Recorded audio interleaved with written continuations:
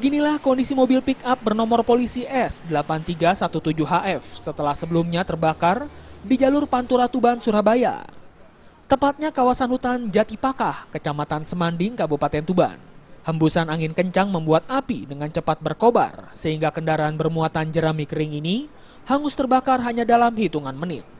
Peristiwa ini bermula saat pick-up yang dikemudikan Suharto, warga desa Penidon, Kecamatan Pelumpang, Kabupaten Tuban, melintasi jalur Pantura yang membelah kawasan hutan Jatipakah.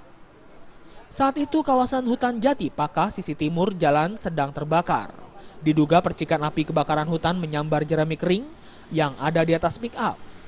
Mengetahui kendaraan yang dikemudikan terbakar, Suharto langsung menepi. Dibantu warga sekitar, Suharto sempat melakukan pemadaman. Namun kondisi jerami yang kering diperparah hembusan angin kencang membuat api semakin berkobar besar.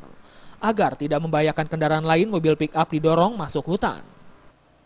Itu ini mau kirim kemana Pak ini Pak? Ke Gesing. Dari mana jenengan? Dari Penidon. Pak, ini kok bisa terbakar, awalnya gimana Pak? Kenapa? Mungkin kena jilatan api dari kebakaran hutan. Beruntung tidak ada korban jiwa dalam peristiwa ini.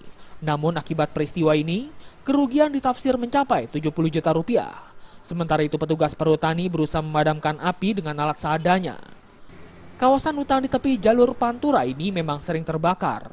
Kebakaran diduga sengaja dilakukan warga yang akan membuka lahan ini untuk pertanian. Dari Tuban, Jawa Timur, Sumali Malwapati melaporkan.